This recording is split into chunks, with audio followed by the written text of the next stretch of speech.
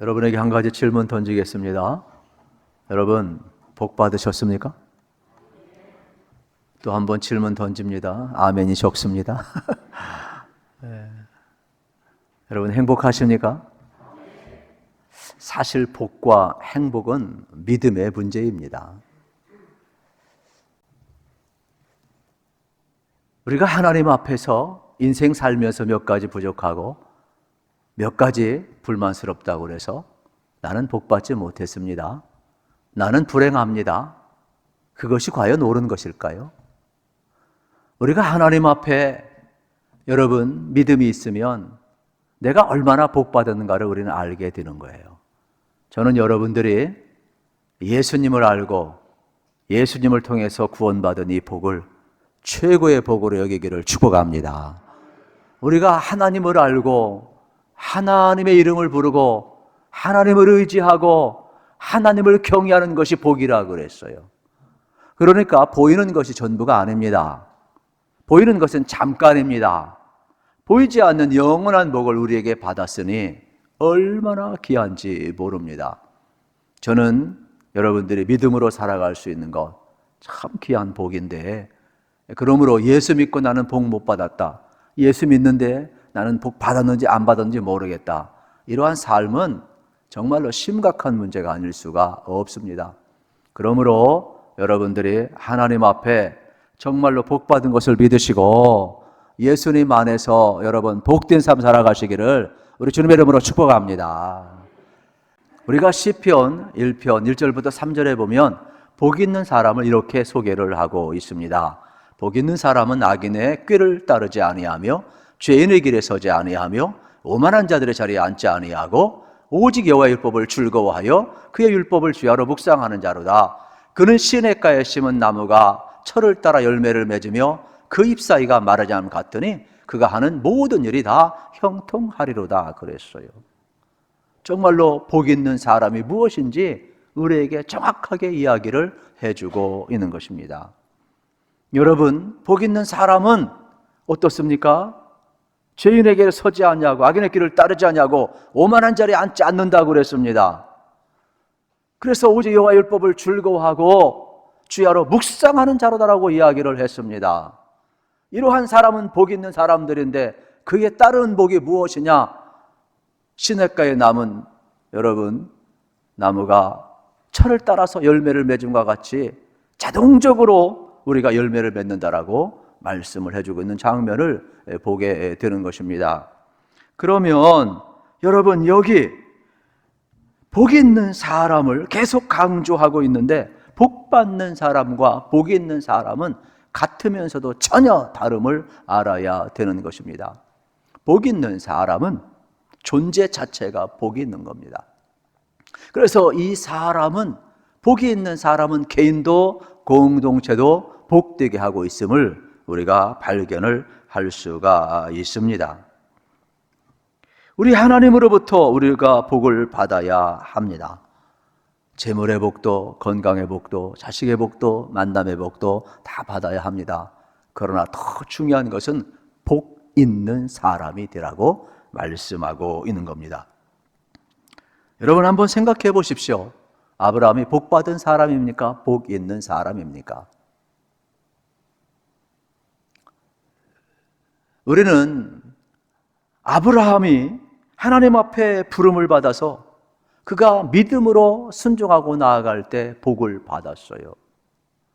그리고 동시에 아브라함은 복만 받은 것이 아니라 너로 말미암아 모든 민족이 복을 얻을 것이다, 복 있는 사람이 되었음을 발견하게 되는 것입니다.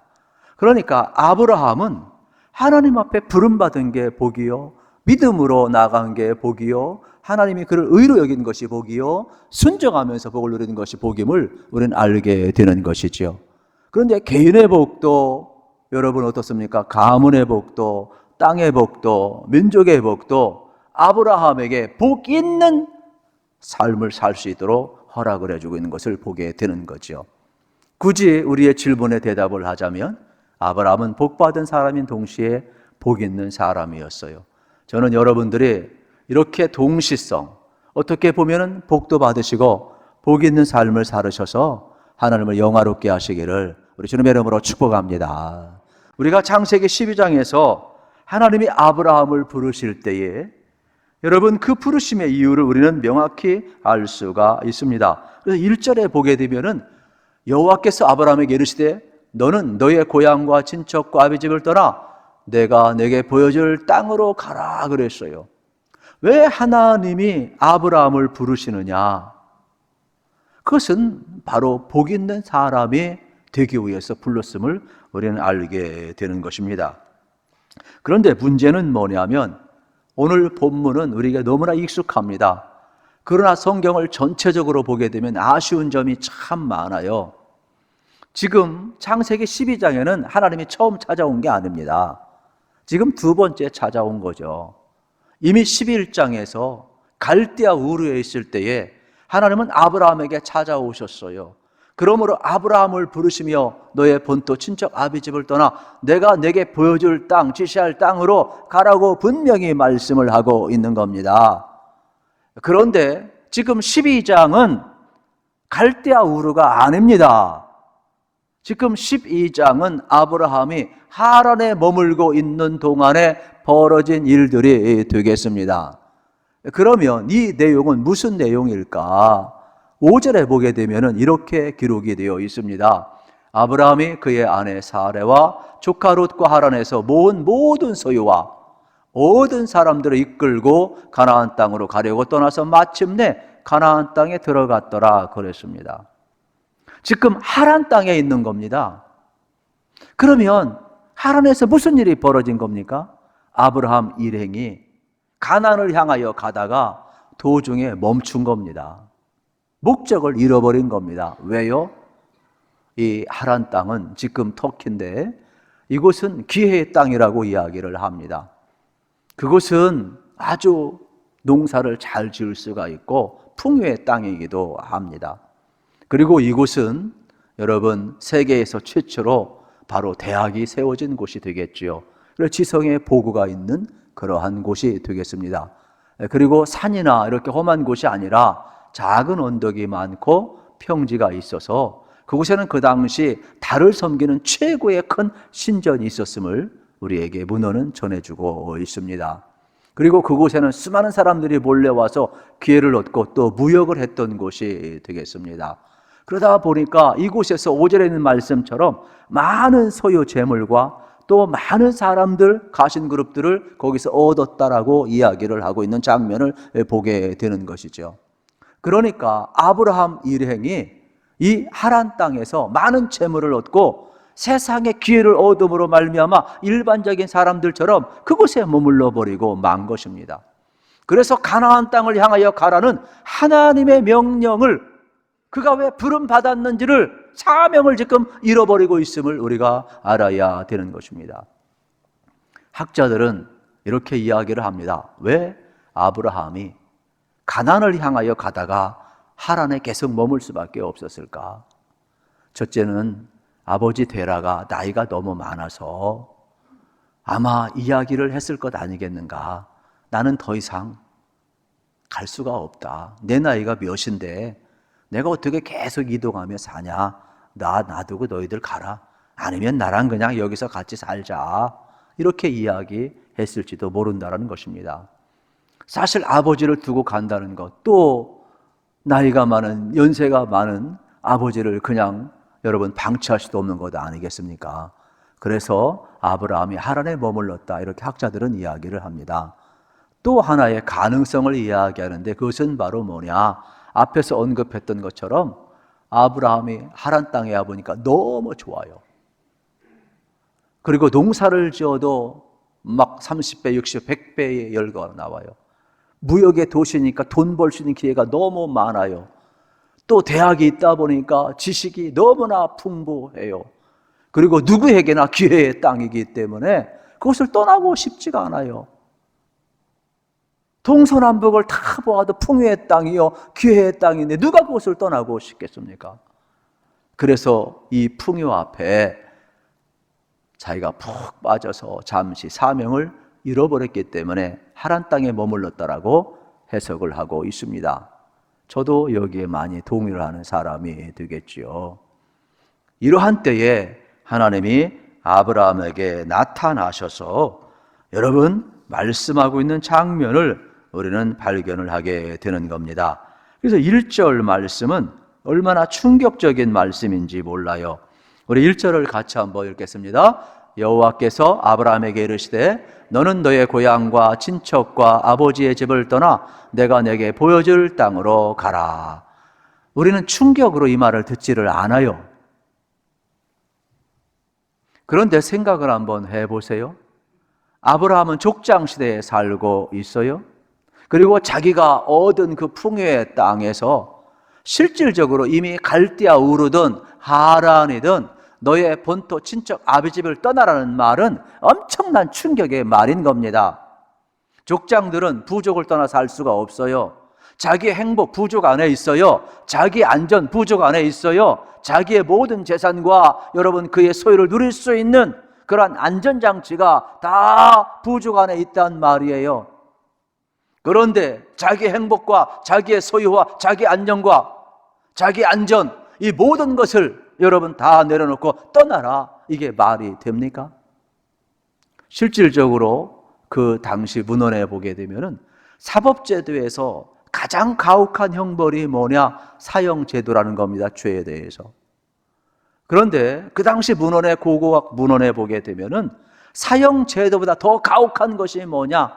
자기 족속, 자기 부족에서 추방당하는 거라는 거예요. 이거는 절망과 좌절을 넘어서 차라리 죽음만도 못한 가혹한 고통이라는 거예요. 그러니까 지금 여러분 자기 본토 친척 아비 집에 머물고 싶고 나의 행복을 최고로 여기는 사람들에게 갈대아 우르를 떠나라, 하란을 떠나라, 너의 본토 친척 아비 집을 떠나라. 이거는요 엄청난 충격이에요. 안주하고 싶은 아브라함에게 어느 정도냐, 이렇게 주먹으로 탁 치는 게 아니라니까요. 꿀밤이 아니라니까요. 망치도 아니라니까요. 더 큰 그냥 해머로 머리통을 내리치는 것과 같은 충격. 그러니까 오늘 본문의 말씀은 정신 차리지 못하는 아브라함을 정신 차리라 이렇게 말하는 내용이 되겠지요. 우리를 그리스도인으로 불러주셨어요. 예수님께서 산상보훈에서 너는 세상의 빛이요 소금이라 말씀하셨어요. 그리고 베드로전서에서 우리를 부르신 거, 우리를 구원하신 것은 그리스도의 아름다운 덕을 전하기 위함이라고 말씀을 하셨어요. 그런데 여러분 생각해 보세요. 우리는 어두운 곳에 가서 빛이 되고 있습니까? 우리는 소금이 없어서 썩어져가는 곳에 가서 여러분 소금 역할, 방부제 역할을 하고 있습니까? 우린 예수님 때문에 은혜받고 구원받았는데 정말로 이 구원의 감격을 가지고 그리스도의 아름다운 덕을 여러분들이 전파하고 있느냐? 이러한 내용이 되겠지요. 만약에 내가 예수 믿었는데 1년이 지나고 2년이 지나고 5년이 지나고 10년이 지나고 20년이 지나도 30년이 지나도 나로 인하여 예수 믿는 사람이 없다면 우리는 하란 땅에 머물러 있는 거죠. 나의 행복, 나의 가정, 나의 부귀, 나의 안전, 나의 노후 대책, 나의 하란에 머물러 있는 내 모습은 아니냐, 이러한 내용이 되겠죠. 세상이 어두워가고 세상이 부패한 것은 우리가 빛의 역할을 감당하지 못하고 있고 우리가 소금의 역할을 감당하지 못하고 여전히 여러분 개인적인 차원에 머물고 있음을 우리는 되돌아볼 필요가 있는 내용이 되겠습니다. 그러므로 오늘 우리는 이렇게 아브라함과 우리의 모습이 오버랩되고 있음을 발견하게 되는 겁니다. 여러분 다시 한번 생각해 보십시오. 여러분들은 정말로 가정 속에서 그리스도의 향기를 드러내고 있는가? 우리는 직장 속에서 그리스도의 향기를 정말로 드러내고 있는가? 아니면 나 혼자 행복한 삶에 만족하고 있는가? 하란 땅에 머물면서 목적을 잃어버린 아브라함의 모습은 아닌가? 우리는 한번 뒤돌아볼 필요가 있는 것입니다. 다음으로 우리가 생각해 볼 것은 아브라함이 받은 복은 전부 다 이타적인 것임을 발견하게 되는 것입니다. 2절 말씀에서 알 수가 있어요. 내가 너로 큰 민족을 이루고 내게 복을 주어 내 이름을 창대케 하려니 너는 복이 될지라 그랬습니다. 여러분, 아브라함이 100세에 이삭을 얻었는데 생각해 보세요. 무슨 큰 민족을 이룹니까? 당대에 이룬 것 없어요. 만약에 아브라함이 이 말씀을 받고서 용기를 내가지고 이렇게 모든 사람들을 불러 놓아놓고 이야기를 한번 했다고 생각해 보십시다. 하나님이 내게 말씀하셨습니다. 나로 하여금 큰 민족을 이루겠다라고 말씀을 하셨습니다. 자, 내게 속해 있는 모든 사람 다 집합, 뒤로 번호. 이삭의 이야기하면 어떻게 하겠습니까? 상상을 한번 해보세요. 이삭이 하나, 번호 끝. 딱 끝이죠, 뭐 그냥. 무슨 큰 민족이 있습니까, 여러분? 없어요, 여러분. 당대에 이루지 못했어요. 그의 이름이 당대에 창대하게 되리라 누가 생각을 했겠습니까? 몰라요, 여러분. 본토 친척 아비집을 떠나는 사람을 누가 알아주겠어요? 그러니까 여기 큰 민족을 이룬다. 아브라함으로 복을 받을 것이다. 열방이 복을 받을 것. 이건 뭐 전부 다 이타적인 것이죠. 개인을 뛰어넘는. 그래서 아브라함이 복의 사람이 되어가고 복의 통로가 되어가고 있음을 우리에게 가르쳐주고 있는 내용을 이제 보게 되는 것입니다. 저는 여러분들의 삶이 복도 많이 받아야 되지만 정말 이타적으로 남을 축복하는 그러한 복의 통로가 되시고 복의 사람이 되시기를 우리 주님의 이름으로 축복합니다. 그리고 세 번째 생각할 것은 아브라함이 어떤 복을 받았느냐, 이러한 내용이 되겠죠. 여러분 놀라지 마세요. 아브라함은 하나님이 함께하는 복을 받았어요. 물론 부름의 복을 받고 믿음의 복을 받고 순종의 복을 받은 것도 있지만 정말로 아브라함의 최고의 복은 뭐냐? 하나님이 아브라함과 함께한 거예요. 이것보다 위대한 복은 없지요.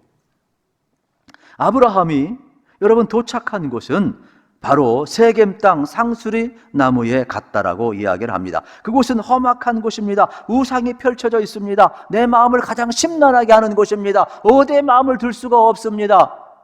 그러한 때 이러한 가나안 족속이 또 존재하는 것 아니겠습니까? 그런데 그곳에 여러분 도착했을 때 하나님이 나타나십니다. 그리고 아브라함과 함께 하십니다. 그리고 아브라함을 이끌어가고 있는 장면을 볼 수가 있는 겁니다. 진짜 복이 뭐냐? 내가 힘들고 어려울 때 나와 함께 할 수 있는 사람. 내 힘으로 어찌할 수 없을 때 누군가 나와 함께 한다면, 그분이 하나님이라면 이것보다 위대한 복이 어디 있겠습니까? 참된 복은 하나님 안에 있음을 발견하게 되는 겁니다. 그래서 아브라함은 하나님이 찾아오셨고 하나님이 함께 하셨고 하나님이 동행하셨고 하나님이 인도하셨고 그를 돌보고 보호하고 있음을 발견하게 되는 것이지요. 그러니까 아브라함의 인생은 하나님과 동행할 수 있는 복된 인생이 될 수가 있었습니다. 그때 사람들은 이야기할 겁니다. 도대체 당신과 함께하는 그 하나님이 누구냐? 아브라함은 그때 나를 부르시고 나에게 복을 주신 하나님을 증언하게 되게 되겠지요. 그래서 아브라함의 하나님, 이삭의 하나님, 야곱의 하나님이 여러분 모든 열방의 하나님으로 전파되는 역사, 아브라함을 통하여 하나님이 드러나고 있음을 우리는 발견하게 되게 되는 것입니다. 오늘 본문의 핵심은 간단합니다. 복의 사람이 되라는 것입니다. 그러면 어떻게 복의 사람이 될 수 있겠습니까? 좀 구체적으로 이 내용을 담아난 여러분 책이 있어서 소개를 합니다. 데이빗 버거슨이라는 사람이 쓴 블레스라는 책에 보게 되면은 이 축복이라는 말이 되겠죠. 그래서 이것을 여러분 이제 재미나게 이 블레스라는 단어를 가지고 풀어 썼어요. 이게 이제 해석에 따라 조금 다른데 아직은 번역은 안 됐습니다만은 어쨌든 간에 이렇게 그 처음에 이제 PLESS잖아요. 그래서 이걸 P를 뭐라고 쓰느냐면은 이제 begin with prayer, 기도로 시작하라는 거예요. 그러니까 첫 번째 축복이 뭐냐면 내 주변에 있는 사람들, 그들의 이름을 불러가면서 기도해 주라는 거예요.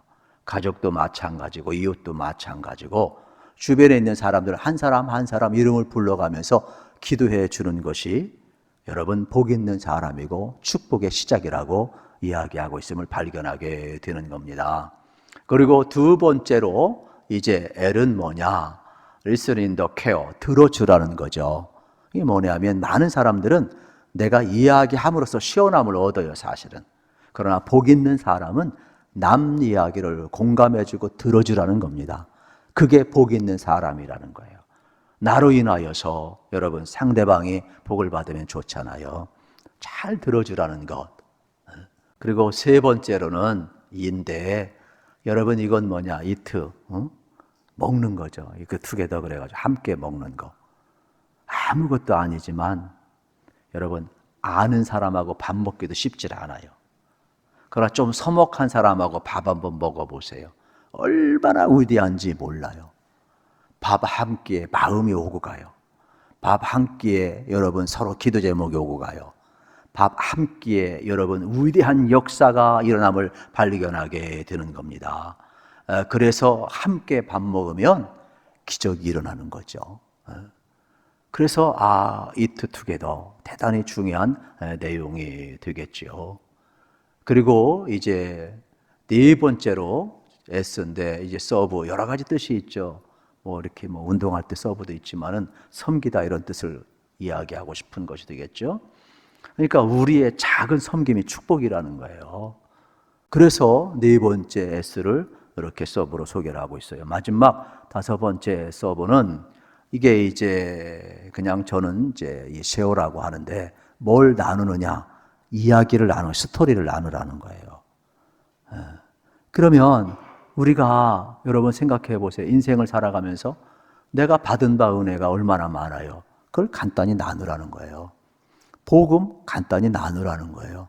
그런 우리는 너무 오바를 해가지고 여러분 다른 사람과 이야기할 때 너무 긴 이야기를 많이 합니다. 그러나 실질적으로 짧은 대화하는 법을 배우셔야 돼요. 이야기 길게 하는 사람, 좋아하는 사람은 아무도 없어요. 짧게 하셔야 돼요.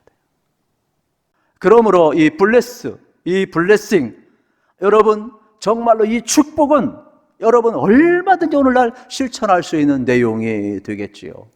그래서 저는 우리 교회 모든 성도님들이 복도 받으시고 복 있는 사람이 되시기를 우리 주님의 이름으로 축복합니다. 아브라함이 대단한 사람이냐? 아니에요. 우리는 너무 복받은 사람 부러워합니다. 그러나 그 사람들 대단한 사람 아니에요. 여러분 생각을 한번 해보세요. 아브라함이 그 당시 여러분 100세의 이삭을 얻었어요. 그 당시 분은 오늘날이야 뭐 상관없지만은 여러분 그 당시는 100세의 이삭을 얻다 겨우 얻었다. 이거는요 복 있는 사람이라고 인정하지 않습니다, 여러분. 심지어 12장 이후에는 어떻습니까? 자기 살려고 비겁하게 부인을 누이라고 속이고, 물론 사춘도이지만은 그래도 비겁하게 남자가 거짓말까지 하고, 존재 자체가 복이 아니라니까요. 아브라함이 복의 사람이 될 수 있었던 이유는 하나님이 찾아오셨어요. 하나님이 그를 부르셨어요. 그리고 그 믿음으로 나아간 거예요. 순종함으로 나아간 거예요. 그리고 하나님이 함께 하셨기 때문이에요. 오늘도 우리 마찬가지가 되겠죠. 하나님이 여러분 우리와 함께 하면, 우리 믿음으로 나아가게 되면 우리도 복 있는 사람이 될 줄로 믿습니다. 우린 지금까지 뒤돌아봐요. 나를 통하여서 하나님이 얼마나 영광을 받으셨는가, 나를 통하여 얼마나 많은 사람들이 위로를 받았는가, 나를 통하여 얼마나 많은 사람들이 하나님 앞에 돌아왔는가 되돌아보면서, 만약 그렇지 못하다면 하나님 나도 블레스하기를 원합니다. 하나님 나도 복을 받고 복 있는 사람이 되기를 원합니다. 하나님 나를 사용하여 주시옵소서. 여러분 기도하시고 복 있는 사람이 되시기를 우리 주님의 이름으로 축복합니다.